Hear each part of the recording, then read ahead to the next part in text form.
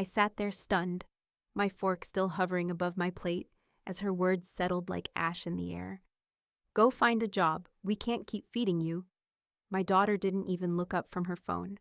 Across the table, my grandson stared at his plate, too ashamed to meet my eyes.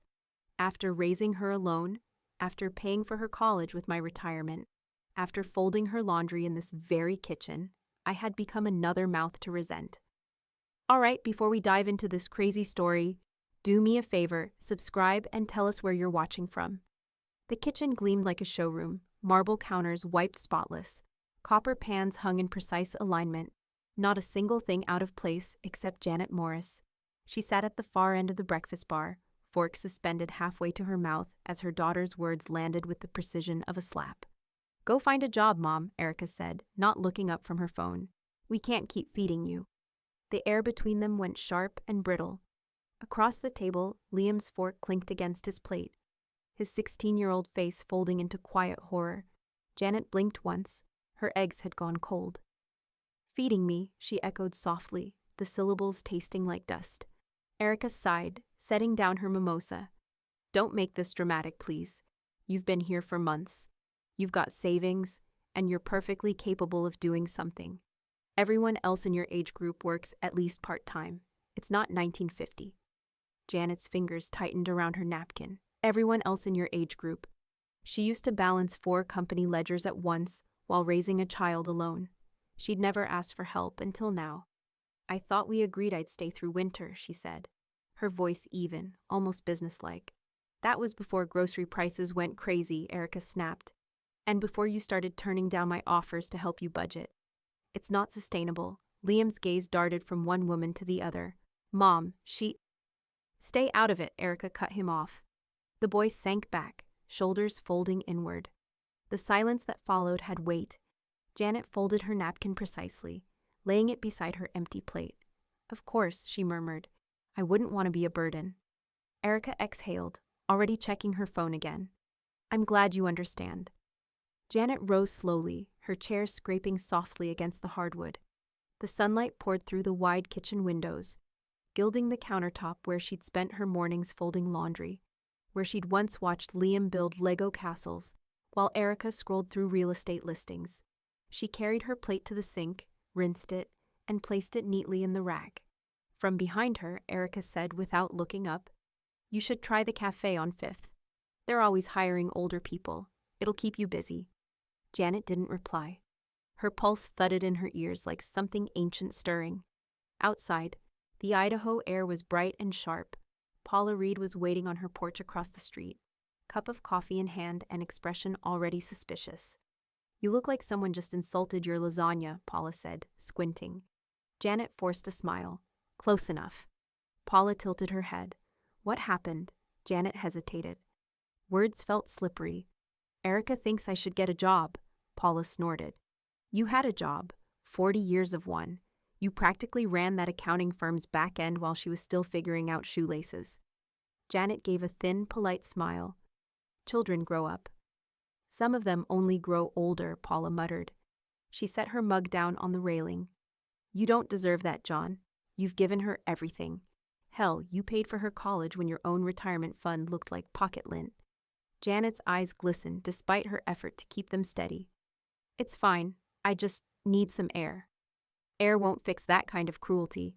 Maybe not, Janet said softly. But I can fix how I respond to it. Paula studied her.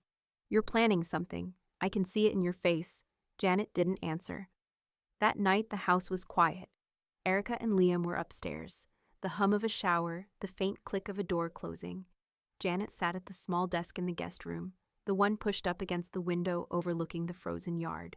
She turned on the lamp and opened her old leather ledger. The paper was yellowed, corners curled, faint ink smudges marking decades of balanced lives. She wrote a single line across the top of a fresh page. New account. Below it, she listed in her neat accountant's handwriting, checking balance, savings, home deed, review, living costs, independent. Each stroke steadied her hand. From the hallway came the muffled echo of Erica's laughter through her phone. Janet paused, listening. Then she turned to the last blank line of the page and wrote, Contingency, for self-respect. When she closed the ledger, it felt heavier than before, as though it now carried not just numbers, but intent. She whispered to the empty room, voice calm and certain. Time to balance a new account. Outside, the wind rattled the porch chimes. A faint metallic tremor in the cold. Janet smiled faintly. The sound wasn't a warning, it was a beginning. Morning light poured through the kitchen window, soft and deceptive. Like a lie told sweetly, Janet had risen early, her routine steady as ever. Coffee brewed at 6, ledger checked at 6:30, silence until 7. Erica was still upstairs getting ready for work when Janet noticed the manila folder sitting near the fruit bowl. Her name was written on the tab in Erica's brisk handwriting. Mom's house, trust draft. For a long moment, she just stared at it. The folder looked harmless, domestic even, sitting between the oranges and the mail, but something in her gut twisted. A whisper that said, "Look closer." She opened it. Inside was a neatly typed legal draft. The title printed in bold, Revocable Living Trust Agreement. The first line made her breath catch. Grantor, Janet L. Morris. Trustees, Erica L. Morris and Daniel R. Morris, co-trustees. Her daughter and son-in-law, not her. She flipped through the pages, the words sliding past like slow poison. Transfer of property, co-ownership, management rights upon incapacity. Each phrase was a thread being pulled loose from everything she thought was secure. When the front door opened, she almost dropped the folder. Liam stepped inside, backpack slung low, earbuds tangled in his hoodie strings. "Hey, Grandma," he said, surprised to see her up. Then he noticed the papers spread before her. "Oh, that's just some tax thing, I think. Mom said it's to make things easier later. You know, in case something happens." Janet's pulse thudded in her ears. In case something happens. "Did she?" she asked evenly. "Yeah, she said it's like to protect you." Liam's tone held the awkward sympathy of someone repeating a line they only half believed. Janet smiled, soft, practiced. "Your mother is thorough." He gave a sheepish shrug, kissed her cheek, and went upstairs. The sound of his footsteps faded, leaving the ticking clock to fill the silence. Janet sat perfectly still. The room felt colder. She turned another page and found the clause she'd half expected, half dreaded. The automatic transfer of her home into the trust, legally binding the moment she signed. A signature line at the bottom waited, blank, waiting for her hand that had paid off the mortgage, that had patched the roof herself when Dan refused to climb the ladder, that had turned a one-bath ranch into a haven after her husband's death. A slow burn began in her chest, controlled, calculating. She slid the papers neatly back into the folder, replaced the cap on her pen, and carried both into her bedroom. Then, as she'd done her entire life, she took inventory. Within an hour, she was at the library, where the copy machine hummed like an old accomplice. Each sheet of that trust passed through her fingers and emerged duplicated. Proof in triplicate, every comma intact. She stacked the copies, clipped them cleanly, and slipped them into a new manila folder she'd brought from home. On the tab, she wrote in small, precise handwriting, "Erica, contingency." When she stepped outside, the Idaho winter wind bit through her coat. Across the street, Paula was scraping frost from her windshield. "Morning, John. You're up and about early." "Errand run," Janet replied. Paula squinted at her expression. "That's your bookkeeping face. Something's cooking." Janet offered a mild smile. "Just keeping my records tidy." "Uh-huh." Paula tossed the scraper into her car. "Well, whatever it is, I hope it stings someone who deserves it." Janet chuckled softly. "It might in time." That night, the copy of the trust sat under the lamplight in her guest room. She'd read every word twice. Somewhere upstairs, Erica's voice drifted through the walls. Bright, rehearsed, talking on speakerphone about streamlining Mom's assets. Janet closed the folder and placed it in her desk drawer beside her ledger. Her fingers lingered there a moment, resting on the cool metal handle. She wasn't angry, not anymore. Anger was sloppy, loud. What she felt was cleaner, like cutting glass. Her eyes lifted to the window where her reflection looked back. Calm, deliberate, unbroken.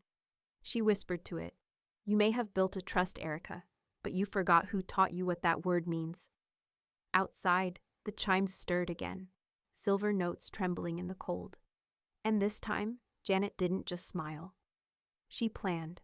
Snow fell in slow, deliberate flakes that morning, like the world was trying to erase itself, one white page at a time. Janet Morris stood beneath the portico of the Boise Valley Bank, her breath misting the glass doors before she pushed them open. Inside, the warmth hit her face along with the faint scent of lemon cleaner and printer ink.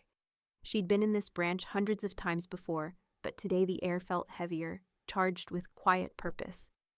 "Good morning, Mrs. Morris," said the young teller, a polite man with kind eyes and a tie too tight at the neck. His name tag read Tyler. "Morning," Janet said, slipping her purse onto the counter. "I'd like to make some changes to my account." Tyler smiled. "Of course. What sort of changes?"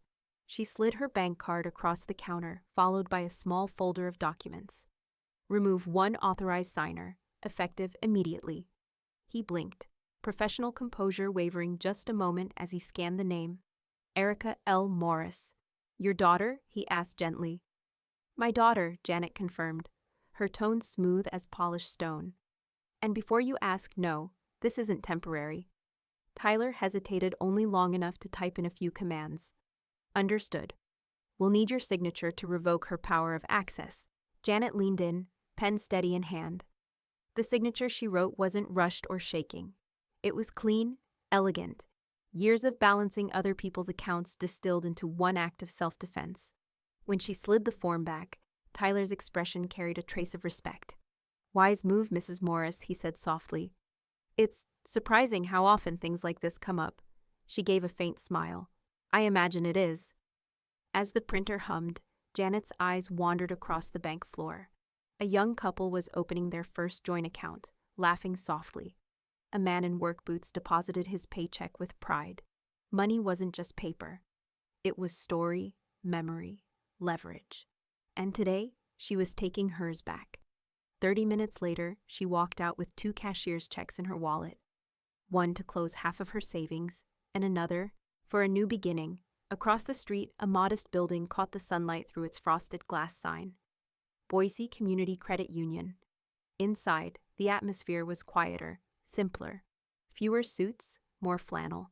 A woman in her 50s with salt gray hair and a calm, capable air welcomed her. "Starting fresh?" the woman asked as she handed over the forms. "Something like that," Janet replied. Within an hour, her money had a new home, one Erica didn't even know existed. When she left the credit union, she stood on the sidewalk for a long time, breathing in the cold air, snow melting on her lashes. She felt lighter, almost buoyant, as though she'd quietly stepped out of a trap before it snapped shut. That afternoon, Paula caught her in the driveway, bundled in a plaid coat and carrying a grocery sack. "Where have you been, Madam Mystery?" she called out, shoving her keys into her pocket. "Just a few errands." Paula narrowed her eyes. "That tone, that's your bookkeeping voice again. Spill it." Janet smiled thinly. "Let's just say some accounts have been adjusted." Paula tilted her head, grinning. "Adjusted? Sounds like you're teaching that daughter of yours a course in humility." Janet chuckled, but there was no cruelty in it, only clarity. Maybe just a pop quiz. They stood together a moment, the snow falling softly around them. "You're not doing anything reckless, are you?" Paula asked, half teasing, half serious. Janet met her gaze. "No, I'm doing something right." That evening, Janet sat at her desk, ledger open once more. The new balance figures glowed softly in the lamplight, precise, deliberate. She penciled in her new budget. 3 months of living expenses, plus margin for independence. Next to the column labeled volunteer work, she added a note: Haven House, expand hours. When she finished, she leaned back, staring at the numbers until they blurred. The act wasn't just about money anymore. It was about reclaiming ownership of her life, line by line, digit by digit. Her phone buzzed on the table. A message from Erica. "Can you pick up milk and eggs tomorrow? We're out again." Janet stared at it, then set the phone face down. She rose, pulled on her coat, and stepped outside. The evening was alive with quiet sounds. Wind through bare trees, a car crunching down the icy street. Across town, the shelter's lights still glowed. She'd go there tomorrow, early, before the kitchen filled. Maybe they'd need help serving breakfast again. The ledger still lay open on her desk, ink fresh and dark. On the bottom margin of the page, in her tidy handwriting, she wrote a single line before turning out the light. Independent account, finalized. Then she whispered to the night, as if confirming it to the universe. Chapter closed. And somewhere deep inside, the next chapter began writing itself. Steam from the industrial kitchen curled against the windows, blurring the snow beyond. Janet stood at the serving line of Haven House, her hands steady as she ladled oatmeal into chipped ceramic bowls. The scent of cinnamon, coffee, and faint disinfectant filled the air, humble, grounding. "Morning, Mrs. Morris," said Dana Collins, the shelter's director, her voice warm but strained. Her eyes, though kind, carried sleepless shadows. "You're early again," Janet smiled faintly. "Couldn't sleep. Figured I'd make myself useful." "You always do," Dana said, pushing a tray of muffins down the counter. "I wish we could clone you. Though maybe we should clone our donor base first." Janet looked up. "That bad?" Dana hesitated, then sighed. "Worse. 2 sponsors pulled out this quarter. Budget cuts, corporate reshuffling, the usual excuses. If we don't find new funding by March, I'll have to start cutting staff." She tried to sound light. "Maybe we'll just live on faith and instant coffee." Janet's ladle paused midair. She looked across the dining room. Rows of worn tables, people in coats too thin for Idaho winter, kids eating like they hadn't seen a full bowl in days. The fluorescent lights flickered, humming a low note that somehow made the place feel both fragile and sacred. "Dana," she said quietly, "maybe I can help long-term." Dana blinked. "Help?" "I'm not talking bake sales. I mean, more permanently." For a heartbeat, Dana looked as if she wanted to hug her and cry at the same time. "Janet, you already give your time. You bring groceries. You even fixed the accounting software when I nearly sent the power bill to a pizza joint. You don't owe this place another dime." Janet gave a small, measured smile. "Maybe not, but it feels like the only place left where I'm valued for something real." Dana opened her mouth to reply, but a volunteer called her name. "Hold that thought," she said, rushing off, her sneakers squeaking on the tile. Later that morning, when the rush slowed, Paula slipped in through the side door, scarf half undone and face red from the cold. "There you are," she said, spotting Janet by the counter. "I was about to call the Missing Persons Bureau." "I'm fine," Janet said, pouring 2 cups of weak coffee. "You want one?" "Depends. Is it caffeinated or spiritual?" "Mostly spiritual." Paula took it anyway, blowing steam from the rim. "You're working too hard for a woman who's supposedly unemployed." Janet smiled at that, leaning against the counter. "It's good work." Paula followed her gaze across the room. A young mother rocking her toddler. A man in a military coat spooning sugar into his coffee like it was gold dust. "Yeah," Paula murmured. "You've got more heart than she's ever owned." Janet didn't ask who she was. They both knew. "She always mocked this place," Janet said softly, almost to herself. "Said charity work was for people who didn't understand." "Finance," Paula snorted. "Then I guess she's about to get an education." That afternoon, Janet sat in a small office 2 blocks away, its walls lined with law books and framed degrees. Mark Talbot, estate attorney, adjusted his glasses and glanced at her over a neat stack of papers. "So," he said carefully, "you'd like to review your existing will?" "Yes," Janet said. "It's outdated. My husband's been gone 12 years, and some circumstances have changed." Mark nodded, flipping open a file. "I remember drafting this one, actually. You had everything going to your daughter and grandson. You want to alter that?" Janet leaned forward, hands clasped neatly in her lap. "I want to understand my options first. All of them." He smiled slightly. "You always were the kind of client who read the fine print." "I was a bookkeeper for 30 years, she replied. "Fine print is where the truth hides." Mark began explaining revocable versus irrevocable, charitable trusts, executorships. Janet listened with sharp, quiet focus, every number and clause filing itself away in her mind like a ledger entry. When he mentioned charitable allocations, she lifted her chin slightly. "Tell me more about that part," she said. He turned another page. "You can designate a nonprofit as your beneficiary. It's clean, secure, and fully under your discretion. No one can override it once it's notarized." Janet's pen tapped the table once, twice. Her pulse felt steady, almost tranquil. "Good," she said at last. "That's exactly what I wanted to know." Mark looked up, studying her expression. "Mrs. Morris, this isn't about spite, is it?" She met his gaze evenly. "No, Mr. Talbot, it's about balance. I'm just reconciling the books of my life." The lawyer hesitated, then nodded slowly, closing the folder. "All right, let's get to work." Outside, dusk had turned the streets silver blue. Janet walked past the glowing windows of a bakery, the smell of bread drifting warm into the cold. Across the street, the lights of Haven House shimmered through the snow, a beacon in the winter haze. She paused, watching the volunteers setting up for dinner, and whispered under her breath, "Maybe it's time to give back in ways that last." Then she pulled her scarf tight and stepped into the wind, heading home, where a new document would soon replace everything her daughter believed was hers. The next morning dawned brittle and pale, the kind of winter light that flattened everything it touched. Janet arrived at Mark Talbot's law office 15 minutes early, clutching her leather folder against the chill. She dressed deliberately, navy wool coat, silver brooch, the good gloves. It wasn't vanity, it was armor. Mark greeted her in the waiting room with a nod and the faintest trace of curiosity. "You're punctual as ever," he said. "Old habits," Janet replied, following him down. The office smelled faintly of paper and cedar polish. Certificates lined the wall, each one perfectly level, orderly, predictable, exactly how she liked things. Mark gestured toward the chair across from his desk. "We can finalize the draft today if everything looks correct." Janet sat, placing her folder on the desk between them like a chess piece. "Let's begin." He opened the draft, flipping through the pages with his methodical rhythm. "We've restructured your estate under your full ownership. You remain the sole grantor and executor until death or incapacitation." "Good," she said softly. He continued, "Now, regarding beneficiaries, your prior will name your daughter, Erica Morris, and her spouse as inheritors of all assets, including your residence. You wanted that changed." "Yes." "To whom precisely?" Janet folded her hands neatly. "Haven House Women's Shelter. Full estate, property, and remaining funds." Mark's pen paused midair.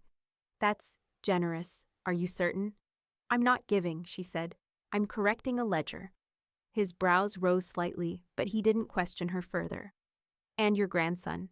Liam gets a personal trust, education only. I'll fund it now, under your firm's supervision. He's young enough to build his own life. He just needs a bridge to cross over it." Mark nodded, noting every word. "Executor?" "Paula Reed," Janet said without hesitation. "She's reliable, unflappable, and already knows where the skeletons are buried, figuratively speaking." Mark chuckled under his breath. "I'll draft her consent letter today." He turned the final page, sliding it toward her. "Then all that's left is the signature. Once notarized, it supersedes every prior version. Your daughter will have no claim." Janet reached for the pen. Her hand hovered for a heartbeat, steady as a clock hand before striking the hour, and then she signed. The stroke of ink felt like the closing of a door that had been half open for too long. When it was done, she exhaled slowly, almost smiling. "There," she murmured. "The numbers balance again." Mark capped his pen. "Would you like to leave a statement of intent? It's optional, but it can help clarify your wishes if this ever comes under dispute." Janet's gaze drifted toward the window, where snow whirled past like torn paper. "Yes," she said. "I'll dictate it." He switched on his recorder, voice low. "Go ahead." Janet spoke clearly, her tone even, unhurried. "I, Janet L. Morris, leave my estate to Haven House, an institution that feeds, shelters, and uplifts women who have been made to feel small. I believe compassion will feed more mouths than family ever did." When she finished, the silence felt like reverence. Mark turned off the recorder slowly. "That's striking," he said quietly. "I meant every word." He glanced at her, something between respect and awe flickering in his expression. "You always were sharper than people gave you credit for, Mrs. Morris." Janet gave a faint smile. "They mistake kindness for softness. It's a common accounting error." Outside, the air was crisp, the snow glittering under a watery sun. Paula was waiting by her car across the street, holding 2 coffees. "Well?" Paula called, squinting against the light. Janet walked over, her boots crunching on the salted sidewalk. "Done." Done done. Signed. Sealed. Witnessed. Paula handed her a cup, grinning like she'd just seen justice with a pulse. So the princess is cut from the kingdom. Cleanly, Janet said. She took a sip of coffee. It was too sweet, but comforting. Liam's taken care of. Haven House will thrive. Erica's free to learn what hunger feels like. Paula whistled low. You just rewrote your life story in ink. Janet looked at the steam rising from her cup. No, I just stopped letting someone else write the ending. That evening, back home, she placed her signed copy of the will inside her safe, between the deed and her husband's old service medal. The lamplight glinted off the brass dial as she turned it shut. The ledger on her desk was still open from the night before. She flipped to a clean page and wrote, Assets redeemed. Outside, the chimes stirred again, that same cold music threading through the dark. But this time, she didn't hear warning or sorrow, only balance. Then her phone buzzed on the counter, Erica's name glowing across the screen. Janet let it ring until the sound died. Her reflection in the window was calm, resolute. Compassion, she whispered, will feed more mouths than family ever did. And with that, she switched off the light, leaving only the snow outside to witness the quiet revolution she had just signed into law. The letter arrived on a Friday, folded crisply in an envelope marked Ada County Probate Court. The language was clinical, but the intent was venom wrapped in legal paper. Petition for evaluation of mental competency. Erica's name was right there in black ink beside the phrase, concern for undue influence. Janet read it twice, the words sinking in like ice under skin. She didn't tremble, she didn't curse. She just set the paper down on the kitchen counter, next to the coffee pot, and said aloud, Of course she did. By Monday morning, she and Mark Talbot were sitting in his office again. She's contesting the will before the ink's even dry, Mark said, skimming the document with a restrained sigh. This is her attempt to invalidate your new directive before it takes effect. Janet kept her hands folded in her lap. And she thinks she'll win it by calling me senile. Mark nodded. She's alleging cognitive decline. The court's ordered a psychiatric competency exam. Paula, perched on the edge of a chair beside her, let out a snort. If that girl ever used her brain half as efficiently as her mother, she wouldn't need to steal an estate. Mark smiled faintly. Don't worry, these exams are standardized. You'll meet a state-certified examiner, answer some cognitive and reasoning tests, and we'll submit the results to the judge. Janet tilted her head. And if I fail? Mark met her gaze evenly. Then I'll eat my law license, but you won't fail. The clinic was smaller than she expected. A bland, beige building tucked between a dental office and a yoga studio. The receptionist gave Janet a nervous smile when she checked in, her clipboard trembling slightly. The evaluator, Dr. Helen Rosen, was a brisk woman in her 60s with horn-rimmed glasses and a posture that suggested she suffered no fools. Mrs. Morris, she said, shaking Janet's hand. This shouldn't take long, just a few tests to establish your baseline cognition. I like baselines, Janet said dryly. They tell you where the balance sheet starts. Dr. Rosen raised a brow. Bookkeeper. 40 years. They sat across from each other in a quiet room. Dr. Rosen slid a worksheet forward. We'll start with some simple math. Take your time. Janet glanced at the page. Columns of figures. Addition, subtraction, percentages. The sort of numbers that once rolled through her mind like language. She took the pencil and began writing, her hand sure, her eyes sharp. Dr. Rosen leaned in slightly. You can use scratch paper if you— I won't need it, Janet said, finishing the first column before the doctor finished her sentence. Then came the memory tests. Lists of words, scrambled sentences, logic puzzles about trains and clocks. Janet listened, wrote, solved. She corrected one question's wording for clarity, and Dr. Rosen actually smiled. Most people don't catch that inconsistency, the doctor admitted. Janet shrugged. Most people don't balance ledgers in their sleep. After an hour, the final task was a clock drawing, one of the simplest yet most telling signs of a cognitive decline. Dr. Rosen handed her a blank circle and asked her to draw the time 11:10. Janet drew quickly, precise hands at the proper angles, digits evenly spaced. When she handed it back, Dr. Rosen studied it for a moment, then looked up. I wish every patient of mine were this sharp, she said. Janet smiled faintly. You should see me with a calculator. 2 days later, Paula drove her to the courthouse for the review hearing, snow melting off the windshield in long, watery streaks. You nervous? Paula asked. About what? Janet said. Numbers don't lie.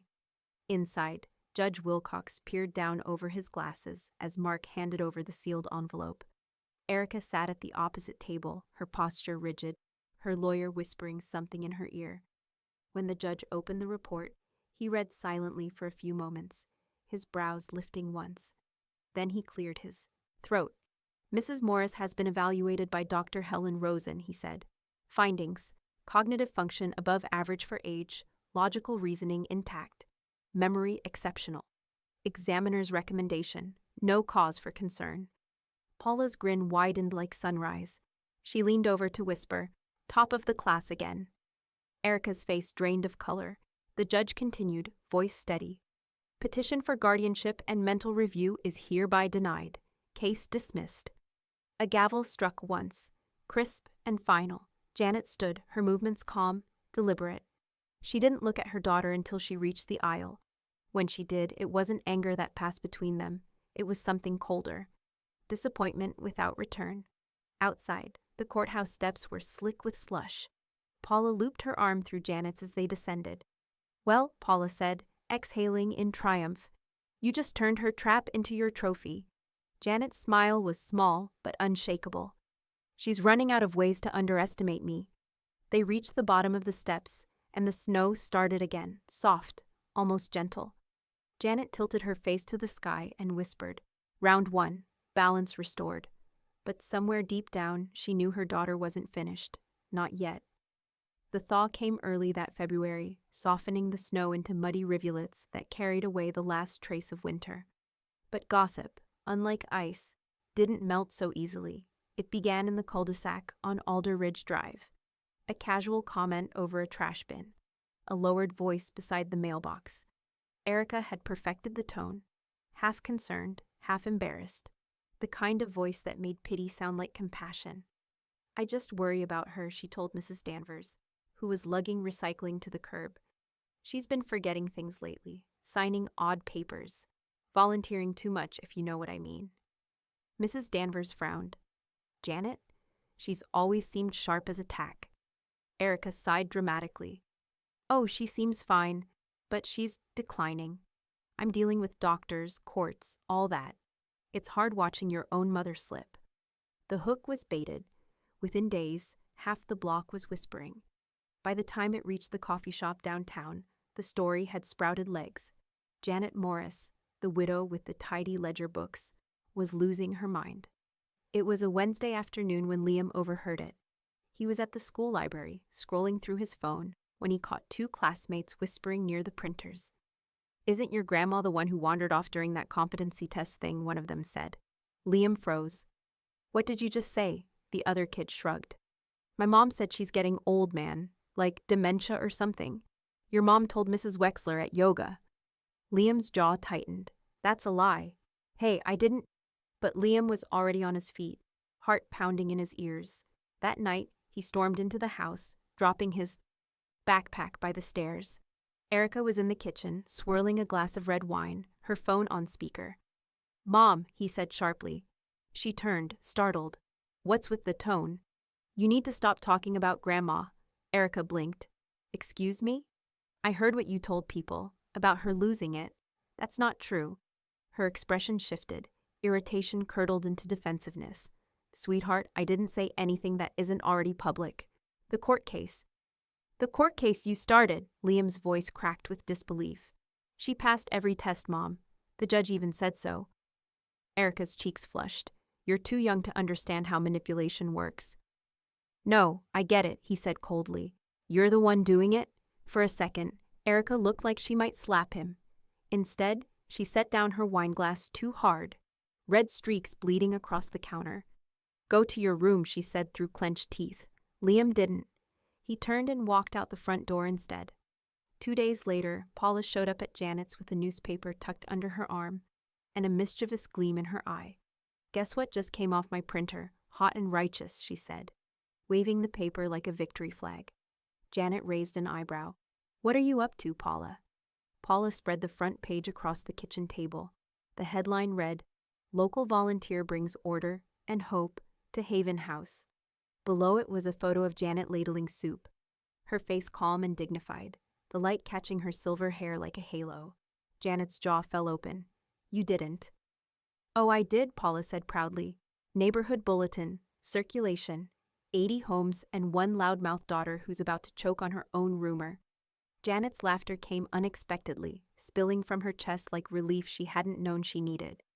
"Paula Reed, you're dangerous with a printer." "Dangerous," Paula said, sipping her coffee. "And loyal. I figured it was time people remembered who you really are." Within a week, the tide turned.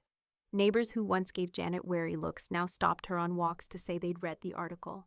"That shelter needs more people like you," one said. "You're an inspiration." Even the cashier at the grocery store smiled differently now. "My aunt got help from Haven House last year," she said. "You do good work." Janet thanked them all graciously, but in private, she sent Paula flowers with a note that read, "Balance restored, again." Erica noticed the shift too. Her social circle, once warm and wide, cooled overnight. Invitations stopped. Her book club paused their group chat without her. One friend even sent her the bulletin link with a terse message. "Maybe you should be proud instead of petty." Erica threw her phone across the living room. That afternoon, she called Mark Talbot's office, furious. "You have no right letting my mother parade herself around like a saint after what she's done." Mark's voice was calm, measured. "Ms. Morris, this call is now recorded. Any further contact of this nature will be classified as harassment." There was silence on the line, broken only by her shallow breathing. "Have a good day, Ms. Morris," he said, before hanging up. That evening, Janet stood at her window as twilight folded over Boise. Across the street, Paula's porch light flickered on, their quiet Morse code of solidarity. Janet smiled, her reflection strong and still. Her daughter's voice might echo through gossip, but the truth, quiet, steady truth, had found its own amplification. She picked up her pen and wrote one simple note in her ledger. Rumor neutralized, reputation intact. Then, as she closed the book, she murmured, "She wanted to make me invisible. Instead, she made me seen." But somewhere in the dark, Janet knew Erica's silence wasn't surrender. It was strategy. The envelope was waiting in her mailbox on a windy March morning, its corners curled and smudged as if handled too many times. The return address said Boise Valley Bank, embossed neatly above a logo she knew too well. Inside was a single sheet of paper stamped, "Final Notice, Account Adjustment Pending." Janet read the letter twice, her eyes narrowing. It claimed her joint savings account, the one she'd already closed months ago, was being reinstated for administrative review, with both names, Janet L. Morris and Erica L. Morris, listed as active signers. Her first instinct wasn't panic. It was irritation, sharp, cold, familiar. She folded the paper, tucked it into her purse, and called Paula. "Got a minute to play detective?" "Always," Paula said. "What's the crime?" "Forgery," Janet replied, voice calm as a ruler's edge. "And this time, she's sloppy." The bank lobby was hushed, sunlight spilling across polished tile. Janet walked straight to the desk of the branch manager, a man named Mr. Dunn, who looked up from his computer with startled politeness. "Mrs. Morris, haven't seen you in a while. How can I help?" Janet slid the notice across the desk. "You can tell me if this is real." He read it once, frowning. This looks odd." "I thought so," Janet said. "Especially since this account was closed 3 months ago and my daughter's authority was revoked before that." Mr. Dunn's fingers tapped rapidly across his keyboard. His eyes widened slightly as he read. "You're right, the account's closed in our system. This notice didn't come from us." He glanced up, cautious now. "Where did you get it?" "My mailbox," Janet said simply. "Addressed to me, same font, same letterhead, same phrasing you used on the originals." Mr. Dunn stood, lowering his voice. "Let me check something." 10 minutes later, he returned with a compliance officer and a laptop. They compared metadata on the scanned letter Janet had brought. The tracking number at the bottom, a subtle digital signature used internally, wasn't from the bank's servers. It had been generated from an external email login, one associated with an online banking access point. The login name was E.L. Morris. Mr. Dunn exhaled slowly. Well, he said, glancing at Janet, it seems someone's been impersonating our system. Someone creative, Janet replied. But not creative enough. He nodded grimly. We'll open a formal fraud investigation. You'll need to file a police report so it's documented. Janet's lips curved faintly. Of course, I've learned to keep receipts. The officer who came to her house that afternoon was polite and pragmatic, his pen moving quickly as she explained what happened. So your daughter sent a forged bank notice? He asked. I didn't say that, Janet replied coolly. I said whoever did it used her credentials. He met her gaze, understanding more than he said.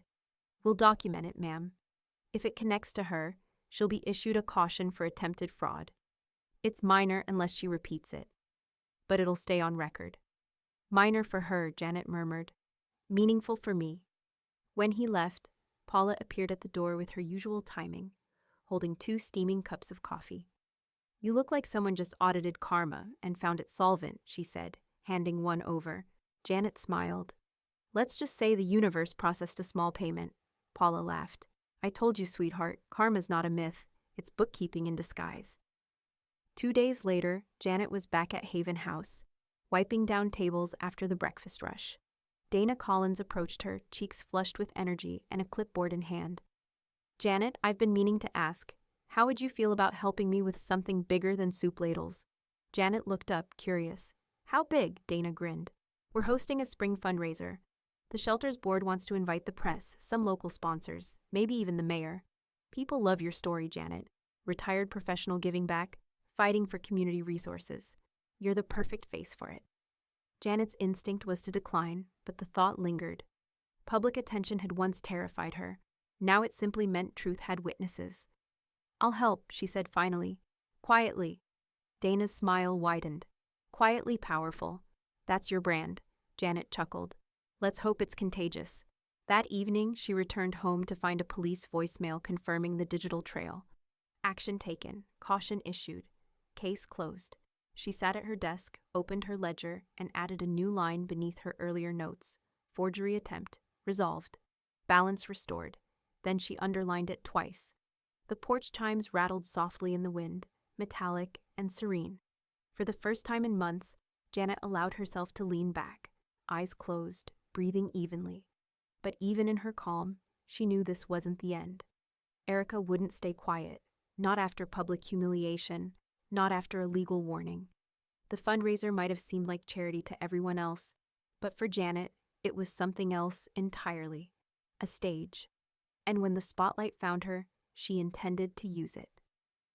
The morning of the Haven House fundraiser broke bright and windless, Boise's air sharp with the smell of thawing earth and new beginnings. Rows of folding chairs lined the community park downtown, flanked by banners that read, Building Futures, one woman at a time. Janet stood behind the refreshment table, smoothing the white linen cloth more out of habit than need. The shelter volunteers bustled around her, stringing balloons, testing microphones, stacking donated canned goods into pyramids for the cameras. Dana Collins, clipboard in hand, looked radiant and restless. Okay, she said, scanning the setup. Press is confirmed, Mayor's aide is running late, and Channel 6 wants to interview you first. Janet blinked. Me? Of course you. You're the heart of the story, Dana grinned. Just speak the truth. It looks good on you. Paula appeared behind her, already armed with a cup of coffee and sarcasm. Smile for the vultures, honey. They're the ones who turn goodwill into funding. Janet laughed softly. You make philanthropy sound like warfare. Please, everything's warfare if you do it right. By 10 o'clock, the park was buzzing. Reporters clustered near the podium, photographers adjusting their lenses. Janet watched them from a distance, the spring sunlight glinting off the silver streaks in her hair. She wore a charcoal gray blazer over her Haven House apron, dignity meeting service in one seamless image. When the cameras turned her way, Dana gently nudged her forward. Time to shine, she whispered. Janet took the microphone with a steady hand. When I first walked into Haven House, she began, I thought I was giving my time. I didn't realize I was also reclaiming it. Her voice carried across the crowd, calm, low, unshakable. This place taught me that dignity isn't something you inherit. It's something you build and rebuild and guard with both hands. The audience fell quiet, even the press momentarily still. Diana's eyes glistened. Paula stood at the back, arms crossed, the corners of her mouth twitching upward. But from the edge of the crowd came a voice that sliced through the air like breaking glass. Is that what you tell yourself, Mother? That you're doing this for dignity? Every head turned. Erica stood near the walkway in a tailored coat and dark sunglasses, her expression coiled and venomous. Cameras pivoted instantly. Erica, Janet said evenly, not now. Oh, now is exactly the time. Erica's voice shook with fury. You think this little charity stunt makes up for what you did? For cutting your own daughter out of her inheritance? Gasps rippled through the onlookers. One reporter raised a camera. Another whispered, Is that her daughter? Dana stepped forward, protective as a shield. Ms. Morris, this is a public event. Please. But Erica was already advancing, voice rising. You've made a fool of me, Mom. You and your little army of enablers. Do they even know you gave away the family home just to spite me? Paula muttered under her breath. Oh, she's digging her own grave, and on camera, too. The tension pulsed thick in the air. Janet could feel the lenses trained on her face, waiting for a reaction, for shame, anger, something explosive. Instead, she took a quiet breath and stepped toward the podium again. Her voice, when it came, was calm enough to make the wind still. My daughter, Janet said, eyes steady on Erica, wants wealth. She paused. I want purpose. The crowd went utterly silent. Janet's tone softened, not cruel, not defensive, simply final. Money feeds one stomach. Purpose feeds hundreds. I've made my choice. Erica froze. The fight drained out of her expression, replaced by something far more human. Bewilderment, perhaps even fear. Cameras clicked like applause. Dana touched Janet's arm, guiding her gently away from the microphone. That was extraordinary, she whispered. Within minutes, the confrontation had turned into spectacle. Clips flooded social media, the headline practically writing itself.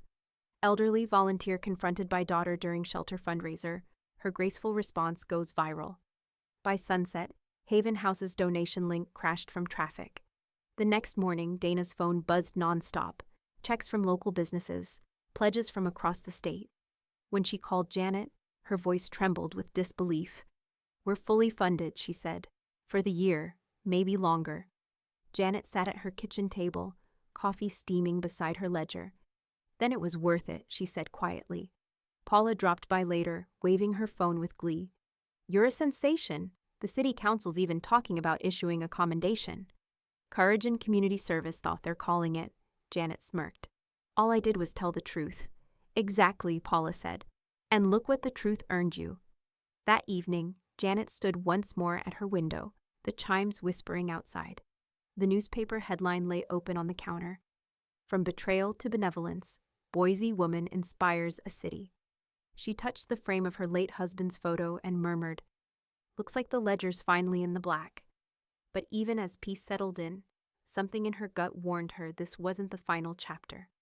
Erica's silence, once again, would not last. Because humiliation breeds retaliation. And Janet Morris knew better than anyone how dangerous desperation could become. The courthouse smelled of dust and old paper, like time itself had been cross-examined too many times before. Janet sat quietly at the plaintiff's table, her hands folded over a worn leather notebook. Across the aisle, Erica sat rigid beside her attorney, chin lifted, eyes hard. The perfect portrait of indignation. Paula leaned over and whispered, You'd think she was auditioning for Law & Order, Daughter's Revenge. Janet offered a faint, controlled smile. Let her perform. Mark Talbot was already on his feet, his tone precise, unhurried. Your Honor, he began, we have submitted digital logs from Boise Valley Bank, confirming that Ms. Erica Morris accessed her mother's closed accounts using a revoked authorization code. He turned toward the projection screen, where the evidence flickered to life. Timestamps, IP addresses, login trails. Every click told the story of deception in its most mundane form. Mark gestured toward the data. As you can see, the login originated from Ms. Morris's home network. The same evening, the fraudulent final notice was generated. The system automatically stored her user credentials. Across the aisle, Erica's attorney shifted uncomfortably. Erica's jaw tightened. "That's circumstantial," she snapped, loud enough for the microphone to catch. Judge Wilcox's gaze pinned her in place. "Ms. Morris, you will not interrupt counsel." Mark nodded politely. "If the court prefers direct evidence, we also have an email from Ms. Morris to a third-party printing service, attaching the same document that was mailed to Mrs. Morris's address. Metadata confirms it was authored on Ms. Morris's personal laptop." A murmur rippled through the courtroom gallery. Mark continued, "My client's only request is that this false allegation be struck from public record, and that no further attempts to access her finances be permitted under Idaho state law." He closed the folder with quiet finality. "We are not pursuing punitive damages at this time." The silence that followed was deafening. Judge Wilcox adjusted his glasses, studying Erica over the rim.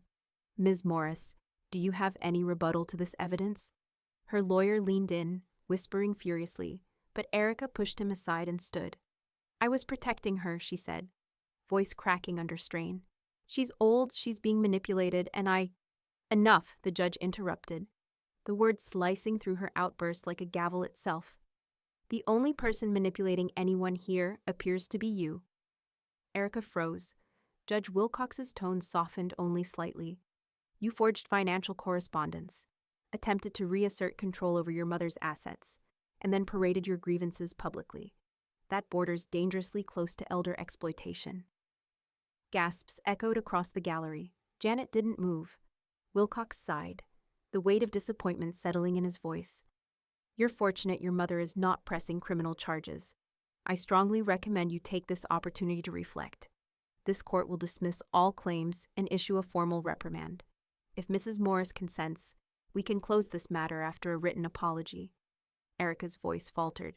"A written apology?" "Start there," the judge said dryly, "and count yourself lucky." Outside the courtroom, the wind howled low through the corridor, tugging at the edges of Janet's coat as she waited with Mark and Paula. Erica stood a few feet away, clutching a typed apology letter in trembling hands. When she approached, her voice was barely above a whisper. "Here," she said, extending the paper. Janet unfolded it slowly. The words were short, mechanical, printed in neat legal format. "I regret any misunderstanding that caused harm or embarrassment to my mother, Janet Morris. I withdraw all accusations and accept full responsibility for my actions. No emotion, no humility, just formality." Janet refolded the page and slipped it into her folder. "Apology accepted," she said coolly, meeting Erica's eyes. "Inheritance revoked." Erica flinched like she'd been struck. For a moment, her mask cracked, something raw flickering through, but it vanished as quickly as it came. She turned and walked briskly toward the parking lot, her heels echoing like nails in her own coffin. Paula let out a slow, satisfied sigh. "Justice served hot," she said, tugging at her scarf. And with a side of poetic irony, Janet gave a faint laugh, small but real. "No dessert necessary." Liam appeared from the courthouse doors then, backpack slung over his shoulder. "Grandma," he jogged toward her, his face bright with relief. When he reached her, he wrapped his arms around her waist in a quick, fierce hug. "I saw the news online," he said breathlessly. "You did it." Janet brushed his hair back from his forehead, smiling softly. "No, sweetheart, we did it. You stood up for the truth when it mattered." He nodded, eyes glassy. "Mom's, she's not herself anymore." Janet's expression grew gentle but firm. "Then maybe this will help her remember who she used to be." Behind them, Paula jingled her car keys. "All right, heroes, let's get out of here before Karma asks for overtime." Mark chuckled quietly beside her. "I'll handle the paperwork." As they stepped into the crisp Boise air, the courthouse doors swung shut behind them, a sound like a final ledger closing. Janet looked up at the wide blue sky and exhaled. The light was clean, sharp, and for the first time in a long while, entirely hers. But somewhere deep inside, she knew peace rarely lasts when pride's still hungry. And Erica Morris's pride. It wasn't finished eating. The news broke on a Tuesday morning, quiet, clinical, and devastatingly public. Local financial advisor under review for misrepresentation and conflict of interest. Erica Morris's photo sat beside the headline on every Boise business feed. Her polished smile frozen under the weight of words that turned her ambition into evidence. The story traced everything: the court filings, the failed petition, even the viral fundraiser confrontation. By noon, her firm had issued a statement. Effective immediately, Ms. Morris's employment has been terminated pending further review. When Paula forwarded the article to Janet with nothing but the caption, "Karma's Quarterly Report," Janet didn't respond. She simply read the words once, folded her glasses, and exhaled. That afternoon, she drove to Haven House to help sort donations. Her hands stayed busy, but her mind wandered through the years of sacrifice, through the moments she'd looked at Erica and thought, "I raised you better than this." Dana noticed the faraway look and placed a gentle hand on her shoulder. "You can't save someone determined to drown in shallow water, Janet." Janet smiled faintly. "No, but you can make sure there's a lifeboat for others." The lifeboat came knocking 3 days later. It was just past dusk when the doorbell rang. Janet had been finishing her tea, ledger open beside her, when she saw Erica's car in the driveway. The headlights cut across the front porch, and then the engine died. Erica stood there in the dark, no makeup, no mask, just exhaustion and pride stitched together by habit.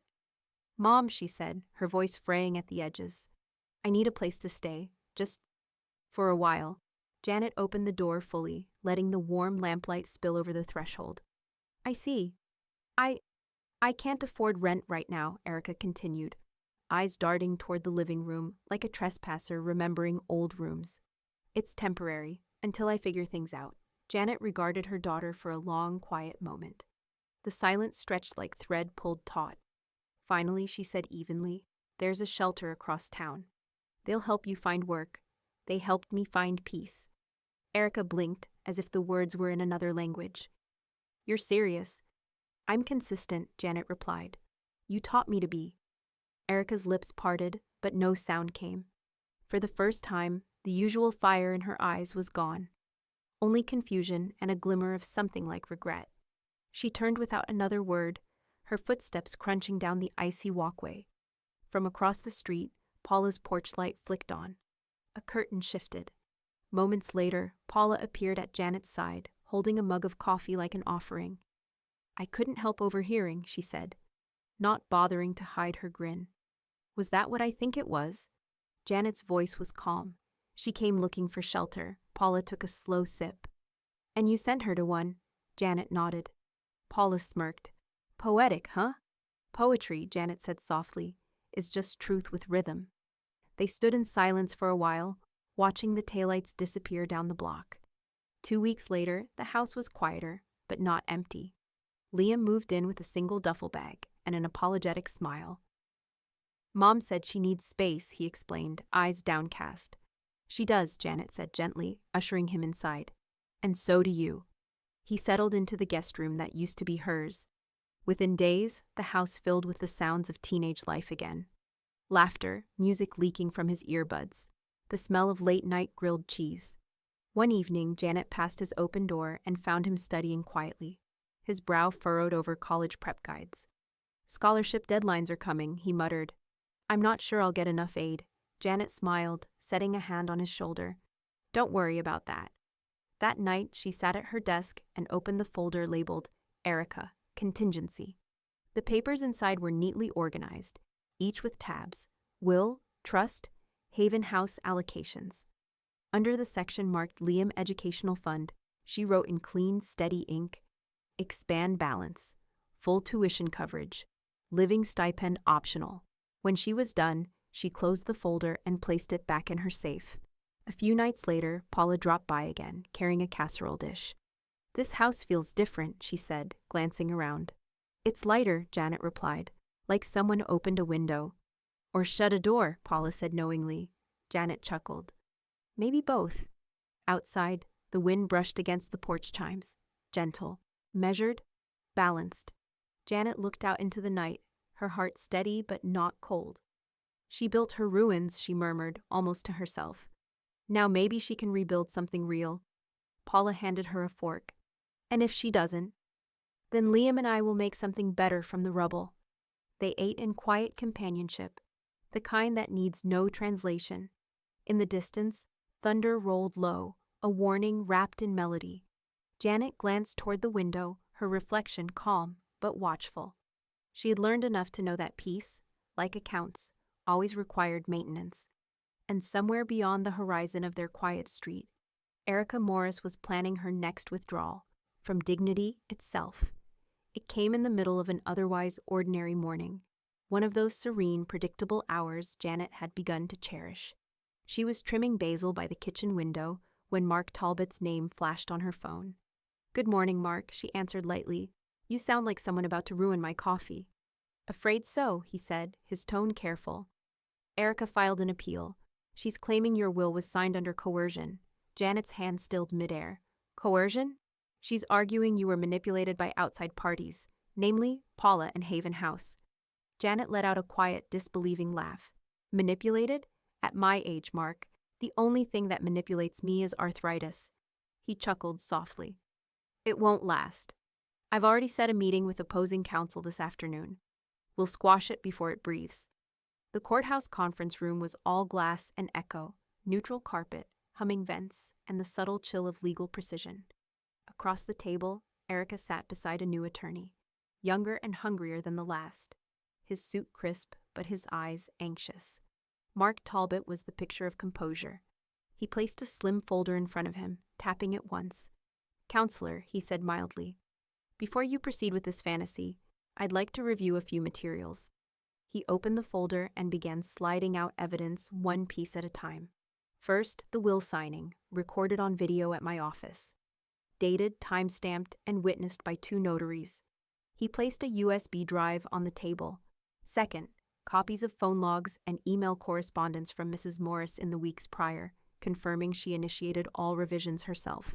Another folder, another quiet thud. Third, he continued, financial receipts showing Mrs. Morris's donations to Haven House dating back 8 years. That predates your client's sudden moral concern by nearly a decade. Erica's attorney shifted in his chair, glancing at her with silent warning. Mark folded his hands. "Now, before we waste another hour, I'd like to submit a motion to dismiss for lack of standing, and let's call it what it is, frivolity." The judge, seated at the head of the long conference table, adjusted her glasses. "You're saying this appeal has no factual basis?" "Yes, Your Honor," Mark replied smoothly. "My client isn't vulnerable. She's disciplined. She's the one who keeps the rest of us organized." Across the table, Erica's composure began to splinter.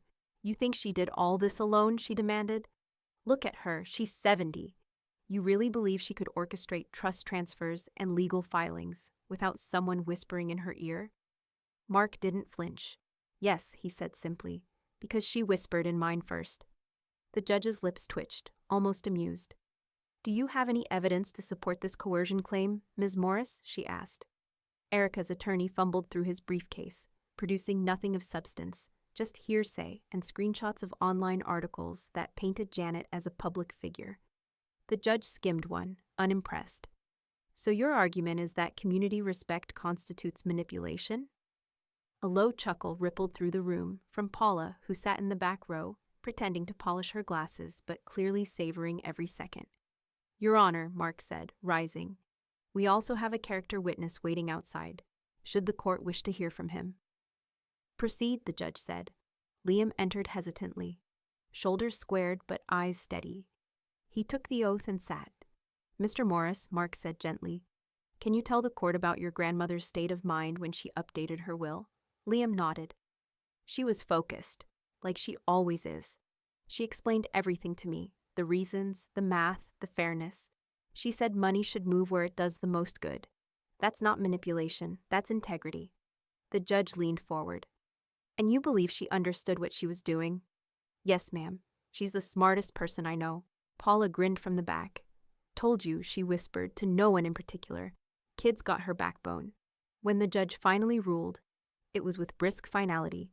"This appeal is dismissed with prejudice. Ms. Morris, you are fined $5,000 for filing a frivolous claim. I suggest you cease all further legal attempts to undermine your mother's autonomy. Court adjourned." The gavel struck once, sharp as punctuation. Erica didn't look up as she gathered her papers. Her hands shook, not from outrage this time, but something smaller, defeat dressed as dignity. She left without a word. Janet remained seated for a moment, the quiet settling like dust. Then she turned toward Liam, her expression softening. "You did well," she said. He smiled, cheeks pink with pride. "Guess it runs in the family." Paula sauntered over, nudging Janet's arm. "Told you, darling. Your grandson's got your backbone, and your daughter's got your stubborn streak. Too bad she never learned how to use it for good." Janet chuckled softly. "Give her time.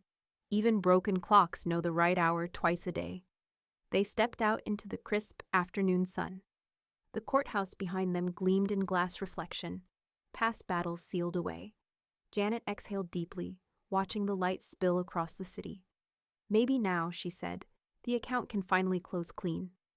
Mark tucked his briefcase under his arm. "Careful, Mrs. Morris.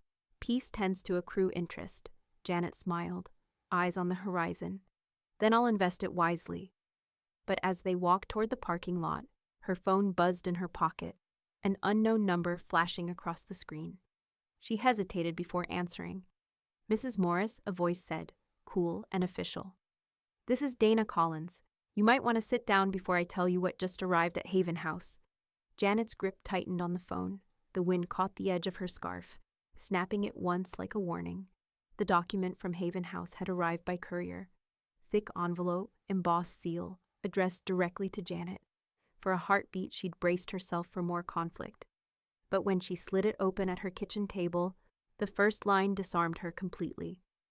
"The Board of Directors of Haven House unanimously nominates Mrs. Janet L. Morris for the position of treasurer, effective immediately." Janet read it twice, then once more, slower this time, until the words sank beneath her skin. For months she'd been defending her name, her choices, her sanity. Now here was proof, official, stamped, and signed, that her integrity hadn't just survived. It had been recognized. She sat back, exhaling into the quiet. "Well," she murmured to herself, "that's one account I never thought I'd balance." The board meeting took place in the old conference room above the shelter kitchen, its paint peeling faintly at the corners. The room was modest, nothing like the gleaming law offices or corporate spaces she'd once visited for Erica's sake. Yet in that small space, with its dented coffee pot and second-hand chairs, Janet felt a steadiness she hadn't felt in years. Dana Collins stood at the head of the table, beaming. "It's official," she announced. "You're our treasurer, Janet. Frankly, you were already doing half the work off the record, but now you'll have the title to match." Polite laughter rippled around the room. Janet managed a small smile. "I appreciate the vote of confidence," she said, "though I'm not sure my old calculator can handle all this glory." Dana leaned forward. "You'll do more than handle it. We need your precision. We're expanding. 3 more shelters by next spring." That caught Janet's breath. 3? Dana nodded. The fundraiser money was just the beginning. Your story, our story, open doors, corporate sponsors, city grants, even private donors from out of state. People want in. A murmur of excitement filled the room. Janet looked around at the faces, social workers, volunteers, advocates, and realized, perhaps for the first time, that she was part of something that didn't just fill the gaps left by neglect. It repaired what the world had broken. Her voice was quiet but firm. "Then let's make sure every cent we spend tells the same story: accountability and compassion. No waste, no vanity projects. We invest in people, not pity." The applause that followed was small but heartfelt. Over the next few months, Janet's days took on a new rhythm. Mornings began with ledger sheets and budget projections. Afternoons at Haven House turned into planning sessions. Her bookkeeping habits, once mocked by Erica as antique fussiness, became the backbone of an organization suddenly thriving. The first time she saw the new regional expansion map, 5 dots marking shelters across Idaho, Janet's hands actually trembled. Paula teased her endlessly. "You realize you're basically the CFO of Compassion now, right? Should I start calling you Madam Treasurer?" "Only if you start showing up to board meetings on time," Janet quipped. "Oh, please. My role is moral support." and collecting every newspaper that prints your face. And collect she did. Paula began a scrapbook, filling it page by page with clippings, photos, and headlines. Widow turns betrayal into charity. Ledger lady brings business brains to boys' humanitarian heart. Morris Method saves shelter network, $200K in first quarter. Each article felt surreal, a strange mirror reflecting a version of Janet who'd taken her pain and turned it into policy. Look at you, Paula said one evening, laying out the scrapbook across the kitchen table. The woman Erica called dead weight is now keeping half the city afloat. Janet smiled softly, fingertips brushing the glossy pages. I lost a daughter, she said, but I gained a purpose. Paula nodded, eyes misting. And a promotion. On Saturdays, Liam joined her at the shelter, folding donations and helping in the tech room. He was taller now, calmer, more sure of himself in ways his mother never allowed. During one shift, as they loaded boxes of toiletries into the truck, he said, "Grandma, do you ever miss her?" Janet paused. "Of course I do. Love doesn't evaporate. It just changes forms." He nodded slowly. "I think she'll come around. Maybe not soon, but someday." Janet studied his face, the echo of both his mother and herself there. "You have her hope," she said gently, "but you carry it better." He smiled. "Guess I learned from the best." Weeks later, the city honored Janet with a community commendation. The ceremony was brief, simple, a small hall filled with local officials and shelter staff. Dinah introduced her as the woman who turned betrayal into blueprint. When Janet stepped to the podium, the lights warm on her face, she could feel Paula's eyes on her from the front row, and Liam's proud grin just behind. She spoke simply. "I used to think family was blood and obligation. Now I know it's the people who build beside you, not on top of you." Applause rose, honest and unforced. Cameras flashed. And somewhere far away, Janet imagined Erica seeing the headline the next morning. Maybe she'd tear it out in anger. Maybe she'd keep it. Either way, the story was written, and this time, it belonged to Janet. That night back home, Janet placed the commendation plaque beside her ledger and whispered to the empty room, "Legacy, adjusted upward." The wind outside shifted, soft against the window pane, carrying the sound of the chimes in one clear, bright note. Her phone buzzed on the counter, an email from Dana with the subject line, "Urgent, legal notice received." The first line of the message made Janet's pulse tighten. "A counterclaim's been filed against Haven House. The signature looks familiar." Janet's eyes narrowed. So, the ruins weren't enough for Erica. Now she was coming for the foundation. It was a gray morning when the cafe phone call came, muted light through drizzle, the kind of weather that blurred the line between forgiveness and fatigue. Janet had just finished reviewing grant applications when her cell buzzed across the kitchen table. The number was unfamiliar, but the voice wasn't. "Mom?" For a moment, Janet said nothing. The word hung there, tremulous and small, like a knock on a locked door. "Yes, Erica," she replied finally. There was a breath, the sound of traffic behind her. "Can we talk? Just somewhere neutral, please." Janet hesitated, watching rain slide down the window pane like clock hands running out of patience. "All right," she said. "Harper's Cafe, noon." The cafe was nearly empty when Janet arrived. The scent of roasted coffee and wet wool hung in the air, the soft hum of old jazz filling the quiet. She chose a booth, by the window, habit not hope, and waited. Erica entered 10 minutes late, shoulders hunched under a thrifted coat that still carried its tag thread. The sharp lines of her face had softened, the polish worn off. Her confidence looked secondhand now. "Mom," she said, sitting down across from her. "You look well." Janet folded her hands on the table. "Thank you." The waitress came and went, leaving 2 mugs and a silence thick enough to taste. Erica cleared her throat. "I didn't come to fight. I came because I'm tired of losing." Janet studied her quietly, the way one examines a wound to see if it's clean or still festering. "You filed a counterclaim against Haven House," she said evenly. Erica winced. "That wasn't Mark overreacted. I just wanted to understand where the money was going. You're giving everything away, Mom. All of it." Janet's tone didn't rise. "It's not away. It's forward. There's a difference." Erica's fingers tightened around her mug. I lost my job, my house, my friends. You're the only thing I have left, and you've turned that into a headline. Your actions made the headline, Janet said softly. Not me. For a long moment, neither of them spoke. The cafe door opened and closed, a bell chiming each time, punctuating the silence like an unseen metronome. Finally, Janet reached into her bag and placed a small folded pamphlet on the table. It was from Haven House, cream cardstock, embossed logo, gentle serif font. Erica frowned. What's this? They're hiring, Janet said simply. Administrative work. They could use someone with financial experience.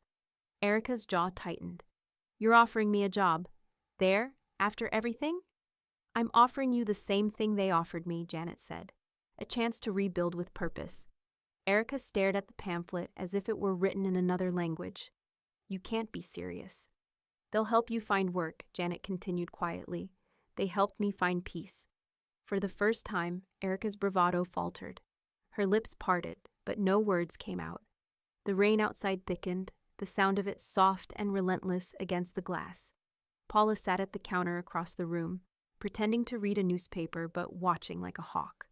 When Erica looked away, Paula caught Janet's eye and gave a subtle, approving nod. Do you hate me? Erica asked suddenly, her voice raw. No, Janet said. I'm just done confusing love with permission. Erica blinked hard, eyes glossing over. You really think I belong in a shelter? I think you belong somewhere that teaches you compassion isn't currency, Janet said. And maybe that starts there. They sat in silence. The waitress refilled Janet's mug. Erica didn't touch hers. When the check came, Janet reached for it without hesitation. I'll take care of it, she said, sliding a few bills under the saucer. Of course you will, Erica whispered, but the words carried less venom now, only weary recognition. Janet rose, gathering her coat and purse. Take the pamphlet, she said gently, even if you don't read it today. She turned to leave, her steps measured, deliberate. The bell above the door chimed as she exited, the sound crisp against the drizzle. Erica sat motionless, staring at the pamphlet, the logo glinting faintly under the cafe light.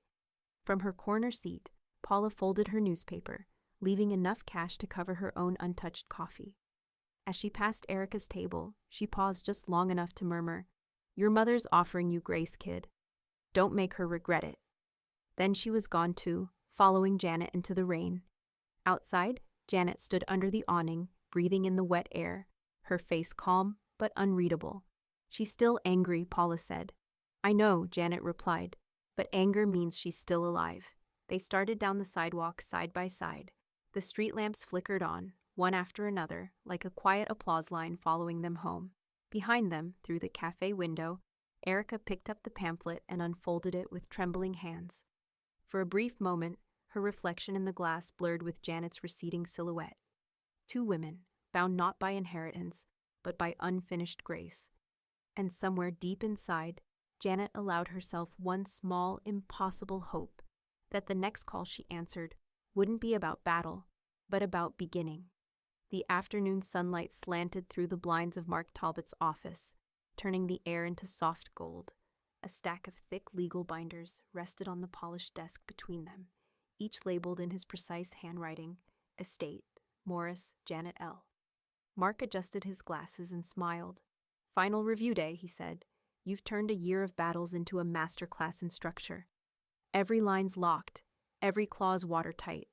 Haven House is officially your heir. Janet exhaled. The sound quiet but weighted. Good, let's keep it that way, Mark chuckled, flipping to the signature page. I doubt anyone will have the stamina to challenge this version. You've outsmarted them all. I didn't outsmart anyone, Janet said softly. I just stopped letting people balance my life for me. He studied her for a moment, the faintest trace of admiration crossing his face. You know, I've had clients spend fortunes chasing what you achieved with a pen and a conscience. Janet smiled faintly. Conscience pays better dividends. He nodded toward the final page. One last signature, and this becomes permanent. No more drafts, no more revisions. Janet took the pen, steady hand, no tremor, and signed her name. The ink gleamed for a moment, then dried into permanence. She set the pen down with care. There, she murmured. Ledger closed. When she stepped outside, the early evening breeze carried the smell of lilacs from the courthouse garden across the street. Paula's car was waiting by the curb, windows down, radio humming faintly to some 70s rock anthem. Well, Paula asked, leaning over the console. Are we officially saints of structure? Janet slid into the passenger seat, eyes bright with quiet amusement. We're officially done. Everything's in place. Haven House inherits everything when I'm gone. Paula grinned, starting the engine. You realize that's the cleanest ledger I've ever seen. Janet glanced out the window, smile tugging at her lips. It's the only one that ever really mattered. They drove through downtown Boise, past the park where the fundraiser had once erupted into scandal and then salvation. A new banner now hung over the same pavilion. Haven House expands. Ribbon cutting this Saturday. Paula noticed the look in her friend's eyes. You're going, right? I wouldn't miss it, Janet said, not after everything it took to earn those scissors. Saturday came bright and windless, the kind of day that made the city look forgiving. The new Haven House building stood just east of downtown, a renovated brick warehouse painted pale blue, its courtyard overflowing with tulips. Dana Collins handed Janet a pair of ceremonial scissors with a grin. You're the reason this exists, she said. You and every ounce of order you brought with you. Janet's heart caught as she scanned the crowd. Volunteers, former residents, reporters, donors. Paula waved from the front row, camera ready, and Liam stood beside her in a neatly pressed shirt, smiling wide. When the ribbon fell, applause rippled through the air. The camera flashes caught Janet mid-smile, her eyes wet but shining. Later, inside the lobby, she stopped before a framed photo already hanging near the entrance. It was the newspaper's headline shot. Janet cutting the ribbon, the caption reading, From Family Fallout to Citywide Hope. Next to it hung a smaller plaque, dedicated to Janet L. Morris, whose balance sheet measured humanity, not wealth. Liam appeared beside her, slipping his arm around her shoulder. Grandma, he said quietly, you did it. She turned toward him, her expression soft. No, sweetheart. We did it. You kept believing in me when it was easier not to. He shrugged, smiling. Guess I learned from the best. Across the room, Paula raised her camera and called out, Come on, you two. Legacy photo time. They posed under the plaque. Janet's hand rested over Liam's, their reflections framed in the polished glass. When the flash went off, Janet felt a surge of peace, earned, not given. That evening, back home, Janet sat at her desk one final time. The ledger lay open, clean, and crisp. She turned to the last page and wrote, All accounts balanced. Haven House, sole heir. Liam, trust confirmed. She paused, pen hovering, then added one last line. Beneath it, outcome, justice served, legacy secured. Across the room, the newspaper photo from the ribbon cutting leaned against the wall, waiting for a frame. In it, she looked both older and somehow more alive. Paula had dropped by earlier, teasing her about the speech she'd given. How it made half the city cry and the mayor's aide forget his cue cards. But now, in the solitude of her study, Janet's thoughts drifted back to that first morning, to Erica's cold words echoing across a perfect kitchen. Go find a job, Mom. We can't keep feeding you. Janet smiled faintly, not with bitterness, but with understanding. She said she couldn't feed me, she whispered into the quiet, her voice steady. Now I feed hundreds. The wind brushed against the house, setting the porch chimes singing, a soft, familiar melody. Janet closed her ledger, the cover clicking shut like the lock on a well-built door.